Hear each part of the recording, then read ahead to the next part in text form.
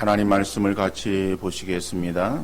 신약성경 에베소서 4장 17절에서 24절 말씀이 되겠습니다. 에베소서 4장 17절에서 24절 말씀을 제가 읽어드리겠습니다.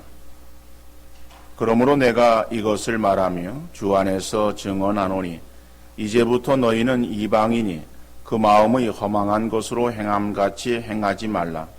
그들의 총명이 어두워지고 그들 가운데 있는 무지함과 그들의 마음이 굳어짐으로 말미암아 하나님의 생명에서 떠나 있도다. 그들이 감각 없는 자가 되어 자신을 방탕에 방임하여 모든 더러운 것을 욕심으로 행하되 오직 너희는 그리스도를 그같이 배우지 아니하였느니라.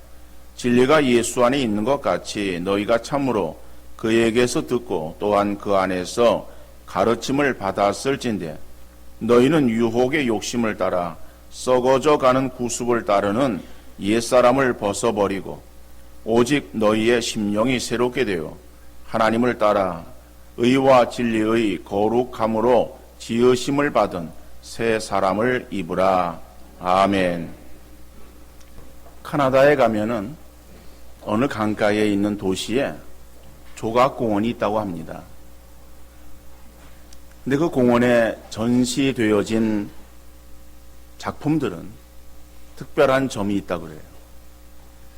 그것은 모두 강바닥에서 수거한, 건져 올린 그러한 폐품들로 만들어진 작품이라고 하는 거예요. 해마다 그 도시는 물길을 막고 그리고 강바닥을 청소하는 행사를 벌이고 그때 수거되어진 그 폐품들로 아름다운 작품을 만들어서 그곳에 전시를 한다고 합니다. 그러니까 강바닥에 버려진 폐품, 그러나 그것이 다시 수거되어져서 예술가의 손을 거쳐서 멋진 작품으로 바뀌어서 공원을 찾는 사람들에게 기쁨을 선사하고 있다고 합니다. 여러분, 우리가 바로 이런 사람들이 아닌가 생각이 되어져요. 우리도 육신의 정욕을 따라서 허망한 것에 굴복하여 살도록 버려진 그러한 자들이었었지만은 하나님께서 자기 아들의 피값으로 우리를 구하시고 구원하신 우리들을 멋진 하나님 나라의 일꾼으로 최고의 걸작품으로 우리를 만들어 주지 않았습니까? 그래서 이 시간 예배 드리는 우리의 모습은 우리는 스스로 인식하거나 자각할 수 없을지라도 우리는 하나님 만드신 이 세상에 하나밖에 없는 최고의 걸작품인 줄 믿으시기를 바랍니다. 근데 우리가 처음부터 이렇게 멋있는 그러한 사람들인가? 아름다운 사람들이었었는가? 우리는 죄 가운데 있을 때에 정말 쓸모없는 그리고 하나님의 진노하심에 버려진 존재들이었어요. 그러한 존재들을 하나님께서 구원하여서 우리를 하나님의 자녀로 그리고 하나님 나라의 귀한 사람들로 다시 새롭게 만들어 주셨다라고 하는 것입니다. 오늘 본문이 우리에게 이것을 말씀하고 있어요. 우리의 과거에 이 사람의 모습을 가지고 있었지만은 그러나 이제는 구원받은 하나님의 자녀가 되어짐으로 새 사람으로 변화되었고 변화된 우리들에게 있어서 어떠한 모습으로 살아야 될 것인가 라고 하는 것이 오늘 본문이 우리에게 말씀하고 있는 그러한 말씀이라고 하는 것을 우리가 생각해 보면서 그러면은 과거의 우리의 모습은 어떠한 모습이었고 현재 변화되어진 우리의 모습은 어떤 모습인가? 첫 번째로 과거 옛사람의 모습입니다. 옛사람의 모습을 오늘 본문 17절, 18절, 그 다음에 19절 계속해서 말씀하고 있어요. 그런데 그 내용들을 보면은 그 하나하나에 어떠한 다른 어떤 의미가 있는 것이 아니라 17절의 말씀, 18절의 말씀, 19절의 말씀이 하나의 어떤 요지를 가지고 동일한 그러한 어떠한 표현으로 우리에게 말씀하고 있는 것을 볼 수가 있습니다. 17절에 보니까는 이방인이 그 마음에 허망한 것으로 행함같이 우리가 행하고 있는데 그렇게 행하지 말 것을 말하고 있어요. 이것은 하나님을 모르고 살았던 과거의 삶처럼 목적 없이 헛된 것에 욕망을 기울여서 무익하고 공허한 방향으로 나아가지 말 것을 권면하는 그러한 말씀입니다. 우리가 어떤 목적을 가지고 그리고 또 이 세상 속에서 바른 방향으로 나가야 되는데 엉뚱한 방향으로, 공허한 방향으로 그리고 어떤 목적 없는 그러한 삶의 모습처럼 이리저리 방황하는 그러한 삶을 살았던 것은 왜 그런가 하면은 18절에 그들의 마음이 돌처럼 굳어져서 하나님의 생명에서 떠나 세상의 헛된 욕망을 바라며 나갔기 때문에 그렇다라고 말하고 있습니다. 다시 말해 우리 마음이 굳어져서 인식하지 못하는 굳어진 그러한 그 마음 가운데에 어떠한 길로 나가고 어떤 목적을 향해서 무엇을 바라며 나가야 될지를 알지 못해서 나갔던 그런 우리의 모습이다. 그래서 그 이유를 총명이 어두워지고 그 다음에 무지했기 때문에 라고 말하고 있죠. 총명이 어두워졌다. 그죠? 우리에 있어 지식이 없는 것을 말하는 거예요. 또 그 지식이 없음으로 인해서 우리가 죄에 대해서 무지했던 것을 말하는 거예요. 그러니까 무엇이 죄인지를 몰라요. 바른 어떠한 지식을 갖지 못하고 어둠 가운데 헤매던 그런 우리의 모습이다라고 하는 것이죠. 그러니까 근데 이런 모습을 다시 19절에서는 세분해서 세 가지로 또 정리해서 말하고 있습니다. 19절에 보니까는 그들이 감각 없는 자가 되어 자신을 방탕에 방임하여 모든 더러운 것을 욕심으로 행하되 그랬습니다. 그러니까 여기서 19절에서 감각 없는 자가 되어 라고 하는 그 말은 19절에서 아주 특별하게 말하는 것이 아니라 그 앞에 나오는 그러한 말씀 18절에 그들의 총명이 어두워지고 그들 가운데 있는 무지함과 그들의 마음이 굳어짐으로 말미암아. 여기서 그들의 마음이 굳어짐으로 말미암아. 마음이 굳어졌다라고 하는 그 말씀에 다시 반복해서 19절에서는 감각 없는 자가 되어라고 말하고 있어요. 그러니까는 17절, 18절, 19절은 옛사람의 모습을 말하고 있는데 그 옛사람의 모습이 결국에 다 같은 그러한 그 맥락에서 계속해서 반복되어지는 그러한 말씀을 하고 있는 것이다. 라고 하는 것이죠. 그래서 그런 그 말씀이 뭐 19절의 말씀과 18절의 말씀이 다른 말씀이 아니라 결국 같은 말씀을 다른 표현으로 쓰고 있는데 감각 없는 그러한 그 모습으로 인해서 어떠한 모습들이 나타나고 있는가? 방탕에 방임하여 라고 말하고 있습니다. 방탕이라고 하는 것은 어떠한 것에도 제한받지 않고 수치나 두려움을 모르는 육신적인 어떤 욕망 이런 것을 방탕이라고 말하는 거예요. 그러니까는 방탕함에 젖어 살아간다라고 할 때 그것은 우리가 절제되어진 그러한 삶을 살아야 되고 그리고 해서는 안 될 그러한 일들을 가려서 행하는 그 모습이 되어야 되는데 그러한 그 모습이 없는 그저 우왕좌왕 행하는 그런 그 모습을 방탕이라고 말하잖아요. 그런 그 방탕에 버려진 빠져들어가 있는 그러한 그 모습이다라고 말하는 거예요. 이게 옛사람의 우리의 모습임을 말하고 있습니다. 또한 두 번째 보면은 모든 더러운 것이라고 말하고 있습니다. 그러니까는 그 옛사람의 특징에 두 번째로는 모든 더러운 것을 행하는 그 모습이다라고 하는 것이죠. 더러운 것이라고 하는 이 단어의 문자적인 의미는 어떤 성적인 부도덕을 말하는 거예요. 그런데 그 앞에 모든 더러운 것이라고 그렇게 씀으로 인해서 이것은 단지 어떤 성적인 부도덕인 그러한 모습만 말하는 것이 아니라 전반적인 어떤 부도덕한 그러한 삶의 모습을 말하는 거예요. 그러니까 이게 죄 가운데 있었던 옛사람의 모습임을 우리에게 나타내 보여주고 있는 거예요. 떠나가서 욕심으로 행하여. 욕심이라고 하는 것은 자신에게 주어진 것 이상으로 바라는 마음, 이것이 욕심이거든요.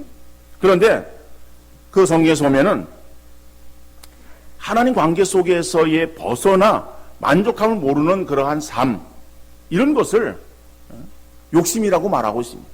단지 우리가 무엇을 내가 더 많이 갖기를 원하는 단순한 과도한 어떤 그런 마음, 이런 것을 가리키기보다는 하나님 관계 속에서의 벗어나서 만족한 삶을 모르는 것이다.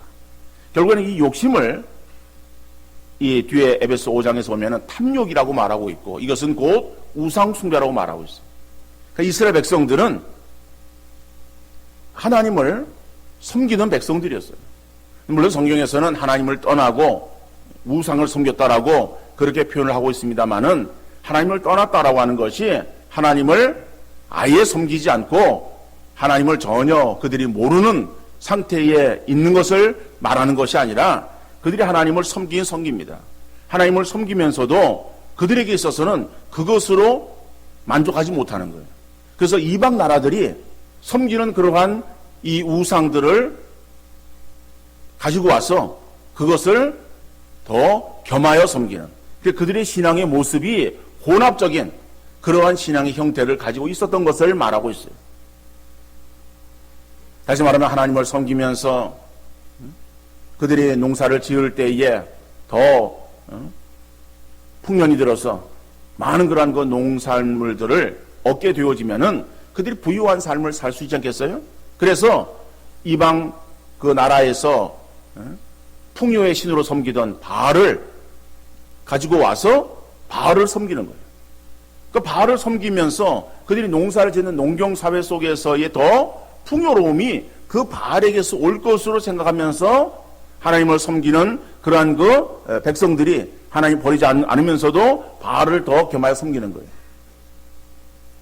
그리고 지금 오늘날에 우리나라에서는 이 출산이 문제가 되어지고 있어요. 저출산으로 인해서 자녀를 많이 낳다 보면은 결국 자녀 교육이 문제가 되어지고 자녀 교육에 굉장히 어려움을 겪게 되어지기 때문에, 그래서 그 자녀 교육으로 인해서 출산에 제한을 가는 거예요.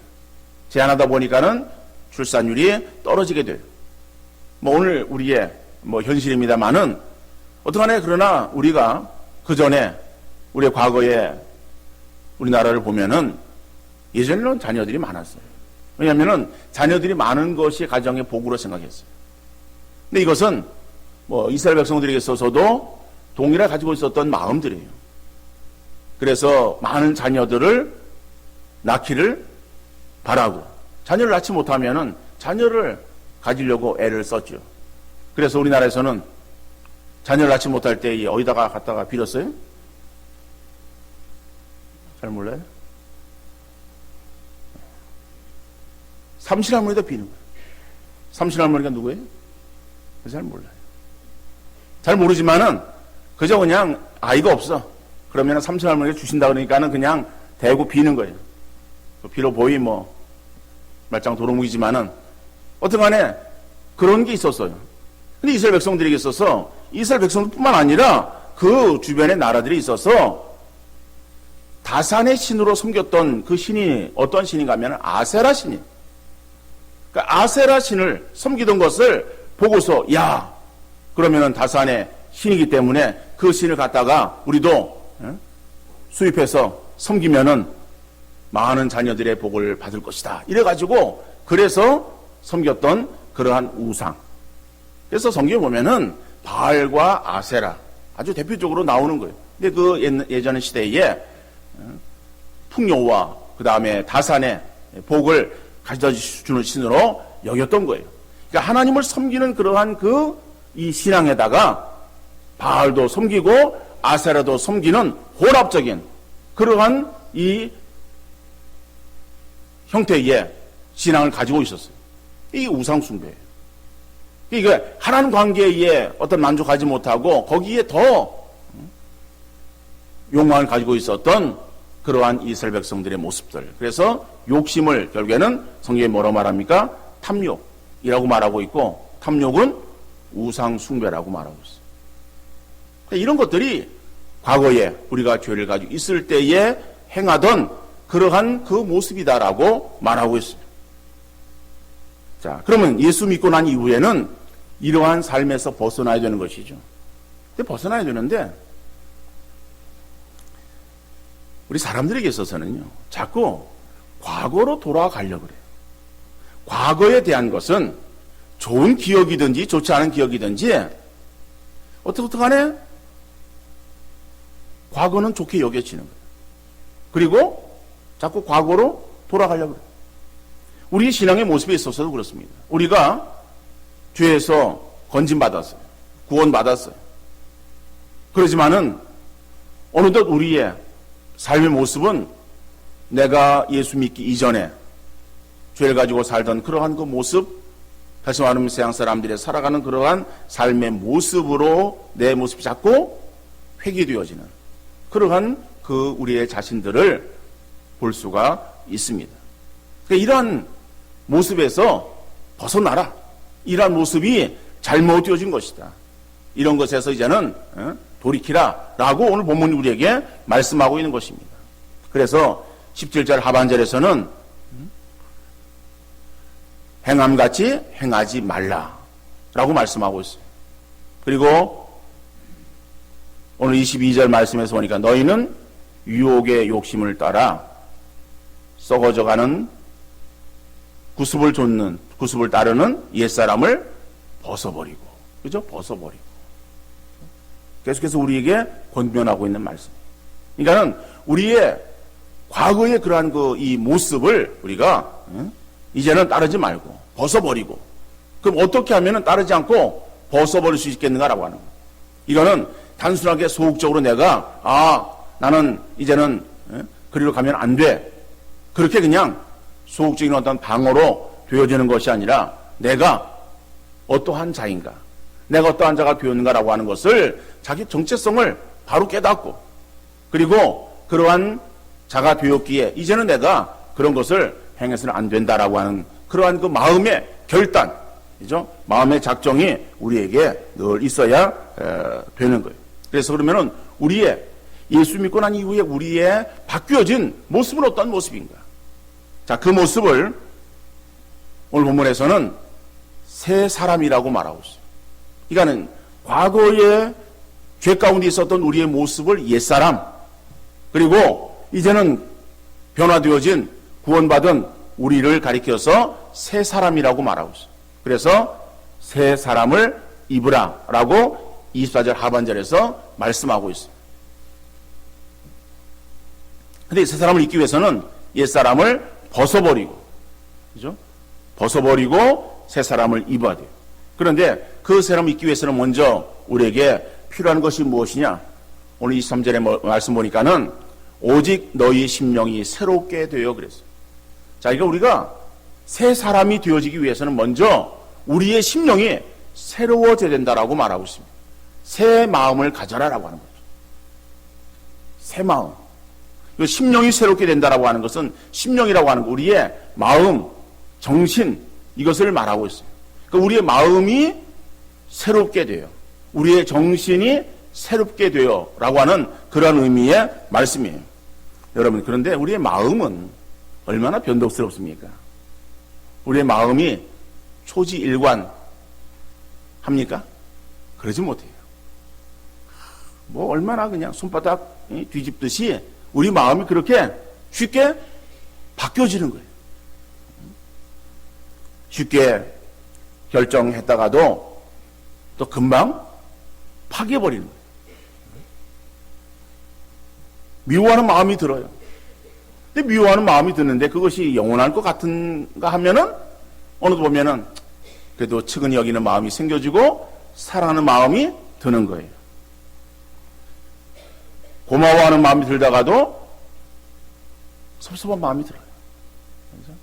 우리가 신앙적으로 내가 하나님 말씀 가운데에 믿음으로 살아야지 결단하고 나가는가 하면은 불쑥 세상적인 그러한 방법대로 해버리고 있는 그러한 그 나의 모습을 발견할 수가 있습니다. 자, 이러한 변덕스러운 마음, 이런 그 변덕스러운 마음을 우리가 바로잡고, 그래서 일관성 있게 나가야 되는데 이게 우리가 마음을 새롭게 한다라고 하는 거예요. 그러니까 마음을 새롭게 한다라고 하는 것이 어떤 것이냐? 우리 마음이라고 하는 것은 변덕스러워요. 그 변덕스러운 그러한 그 마음을 우리가 잡고 나가야 되는 거예요. 그러면은 이 변덕스러운 마음을 어떻게 하면 잡을 수 있겠는가? 여러분, 우리 사람의 마음이 어떻다라고 일반적으로 말합니까? 우리가 한번 결정한 것을 어떻게 시행해요? 작심 3일이라고 그래요. 그죠? 3일은 간다는 거예요, 3일은. 근데 사람에 따라 달라요. 뭐 3일 꼭 3일이 말하는 거 아니라 그렇게 쉽게 변하는 거 그게 마음이다라고 하는 것을 표현하고 있는 말이에요. 자, 그러면은 우리 마음이 작심 3일이면은 그 변덕스러운 우리의 마음을 그러면은 바뀌지 않고 나가려 한다면은 어떻게 하면 되겠는가? 그러면은 3일에 한 번씩 작정하는 거예요. 결단하는 거예요. 그죠? 바뀌어질라 그러면은 작정하고. 그죠? 바뀌어질라 그러면 바뀌기 전에 얼른 작정하고. 그러면은 어떻게 해요? 안 바뀔 거 아니야. 그죠? 여러분, 그러니까 우리가 늘 필요한 것은 날마다 우리가 어떠한 자인가라고 하는 것을 생각하면서 우리 마음에 새롭게 작정하고 결단하며 나가는 그러한 우리의 신앙의 자세가 필요한 줄로 믿습니다. 한번 내가 마음 먹었으면 됐지 라고 하는 그 마음을 우리가 믿을 수가 없는 거예요. 내 마음 내가 믿을 수도 없어요. 그러니까는 연약한 우리의 마음인 것을 우리가 생각하면서 그 마음을 우리가 변하지 않고 그리고 한결같은 마음으로 나가기 위해서는 날마다 우리 마음의 새로운 결심 가운데 결단하는 우리 모든 성도님들 되어질 수 있기를 간절히 바랍니다. 자, 그러면은 그러한 그 마음을 가지고 새로운 사람 우리가 이제 으로 나가야 되는데 그럼 새 사람의 특징이 무엇인가라고 하는 거예요. 그죠? 자, 오늘 24절 말씀에서는 하나님을 따라 의와 진리의 거룩함으로 지으심을 받은 새 사람을 입으라 그랬어요. 자, 그럼 새 사람인데 새 사람이 그러면은 어떠한 자인가라고 하는 거예요. 하나님께서 우리를 창조하실 때에 어떻게 창조하셨습니까? 우리를 하나님의 형상으로 창조하셨어요. 창세기 2장 26절 27절 말씀 보니까는 하나님이 이르시되 우리의 형상을 따라 우리의 모양대로 우리가 사람을 만들고 그들로 바다의 물고기와 하늘의 새와 가축과 온 땅과 땅에 기는 모든 것을 다스리게 하자 하시고 하나님이 자기 형상 곧 하나님의 형상대로 사람을 창조하시되 남자와 여자를 창조하시고 라고 말씀하고 있어요. 여러분, 그러면은 여기에서 하나님이 이르시되 우리의 형상을 따라 우리의 모양대로, 이 말이 무슨 말입니까? 여러분, 하나님의 형상을 따라 하나님의 모양대로 무엇을 의미하고 있는 것일까라고 하는 거예요. 이게 뭔가? 그죠? 영어 성경으로 보면은 또 영어 성경에는 그래서 우리의 형상을 따라 이거는 이미지 되어 있어요. 뒤에 우리의 모양대로 form 이렇게 되어 있어요. 이미지, form 이래 가지고서는요 영어의 어떤 단어의 의미를 가지고도 이거를 우리가 알려 그래도 알 수가 없어요. 왜요? 하나님은 영이십니다. 영이신 하나님은 형체가 없는 거예요. 하나님 어떤 형체가 있으면은 그럼 형체를 따라서 우리가 그런 모양대로 됐구나 라고 이해할 수 있을 거예요. 그럼 우리 이 땅 위에 존재하고 있는 수십억의 그러한 우리 인류가 다 똑같은 모습이 되겠죠? 똑같은 모습이면은 그 모습이 내 모습이고 내 모습이 이 모습이 하나님 모습이구나 이렇게 우리가 이해할 수 있을 거예요. 근데 하나님은 영이세요. 그 하나님이 어떠한 그러한 형체에 있어서 그 모양대로 우리가 만들어진 것은 아니다라고 하는 거예요. 그러면 하나님이 어떠한 형상이라는 것이 무엇을 말하는 것일까라고 하는 것이죠. 근데 오늘 본문이 그걸 우리에게 말씀하고 있어요. 자, 24절 말씀에 하나님을 따라 그러니까 하나님을 따라하라고 하는, 하나님의 형상대로예요. 근데 만들어진 것이 의와 진리의 거룩함으로 지으심 받았다라고 하는. 아하. 우리가 그럼 하나님의 형상대로 만들어졌었는데, 그래서 죄로 인해서 하나님의 형상이 깨어졌다라고 말하는 거예요. 하나님 형상을 잃어버렸다라고 말하는 거예요. 그런데 예수 그리스도로 인해서 구원받았다라고 하는 것은 잃었던 하나님의 형상을 다시 회복되었다라고 하는 것을 의미하고 있어요. 그러면 회복되어진 하나님의 형상이라고 하는 것이 무엇이냐? 그것이 의와 진리의 거룩함이라고 하는 거예요. 그런데 오늘 우리 성경에서는 의와 진리의 거룩함 이래가서 이것이 정확한 그러한 어떠한 의미를 파악하기가 쉽지는 않습니다. 그런데 이 문장이 그 원문에서는 어떻게 되어져 있는가 하면은, 문자적으로 보면은, 진리이신 예수 그리스도를 통해서 의롭게 되었고, 진리신 예수 그리스도를 통해서 거룩하게 되었다라고 하는 의미의 말씀. 그러니까 진리를 따라서, 그러니까 진리가 뭐예요? 예수 그리스도예요. 그러니까 진리신 예수 그리스도, 그 예수 그리스도에서 우리 구원받았죠? 거듭났죠?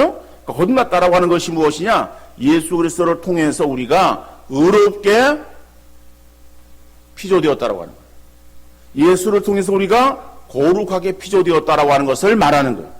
아하, 우리가 잃었던 하나님의 형상을 다시 되찾게 되었다라고 할 때에 다시 되찾은 하나님의 형상, 다시 새롭게 피조되어진 그런 우리의 모습은 어떤 모습이냐? 예수 그리스도를 따라서 우리가 의롭게 그리고 거룩하게 만들어진 존재구나 라고 하는 것을 우리가 알 수 있는 거예요. 근데 이렇게 되어진 것이 새 사람이에요. 그러니까 새 사람이라고 하는 그러한 이 말의 문자적인 의미는 갓 만들어낸 사람이라고 하는 의미예요. 무슨 우리가 빵인가? 갓 만들어내게? 문자적인 의미라고 하는 거예요. 이 말은 하나님께서 예수 그리스도 안에서 이루신 구속 사역을 통해서 다시 피조되어진, 재창조되어진 그런 하나님의 백성을 말하는 거예요. 그러니까 우리가 새 사람 되었다라고 하는 것은요, 예수 그리스도의 대속의 죽음, 그 십자가에 흘려주신 그 보혈의 공로를 힘입어서 우리가 구원받은 하나님의 자녀가 되었다라고 하는 거예요. 그죠? 구원받은 하나님 백성이 되었다라고 하는 것을 여기에서 새 사람이라고 말하는 거예요. 근데 그 새 사람을 입었다라고 말하고 있습니다. 입으라. 그 입으라라고 하는 이 말씀이 우리 그 성경에서는 계속해서 이것을 그 새 사람을 입는 그러한 것을 의미하는 것으로 우리가 말씀을 이해할 수 있습니다. 근데 이 말씀은 그런 말씀이 아니에요.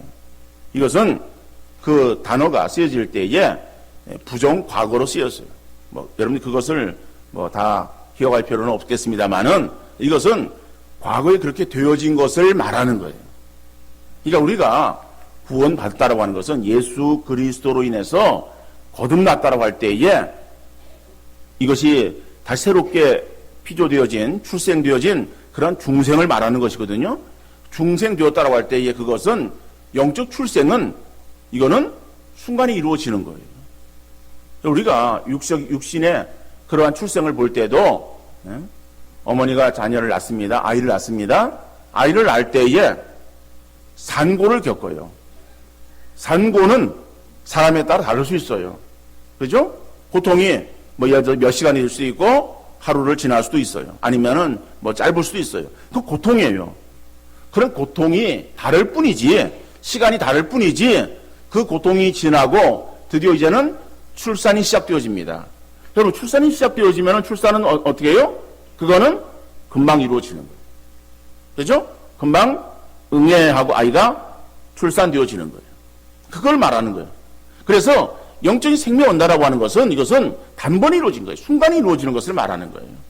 그리고 새 사람을 입으라고 하는 것은 우리가 헌옷을 벗고 새 옷을 갈아입을 때에, 그죠? 순간에 새로운 옷을 갈아입은 그러한 그 모습을 우리가 생각하면 돼요. 근데 이것은 새 사람을 입는다라고 할 때 이것이 계속해서 새 사람을 계속해서 무슨 며칠간 몇 년에 걸쳐서 새 사람을 입는 것이 아니라 마치 옷을 갈아입듯이 영적인 출생이 우리에게 순간에 이루어지듯이 이것은 단번에 이루어진 그러한 것이다. 그러니까 단번에 이루어진 그러한 것이 새로운 사람이다라고 말하는 거예요. 그 새로운 사람은 어떠한 존재로 만들어진 존재이냐? 잃었던 하나님 형상을 다시 회복한 그러한 그 모습인데 그 잃었던 것이 무엇이냐? 의와 거룩이다라고 하는 거예요. 그래서 다시 새롭게 피조되어진 우리들에게 있어서의 그 본질적인 그러한 특성이 무엇인가 하면은 의와 거룩이다라고 하는 거예요. 여러분, 그러면은 예수 그리스도 통해서 구원받은 성도가 되었으면은 우리의 본성이 하나님의 형상으로 창조되어진 본래의 모습으로 재창조되었기에 이제는 우리의 삶 속에서 계속 맺혀야 될 그러한 열매가 의와 거룩의 열매가 맺혀져야 될 줄로 믿습니다. 불의한 세상에서 우리의 모습은 죄악과 구별되어진 의의 열매를 맺어대며 세상과 구별되어진 거룩한 성도로서의 삶의 열매를 드러내야 될 줄로 믿습니다.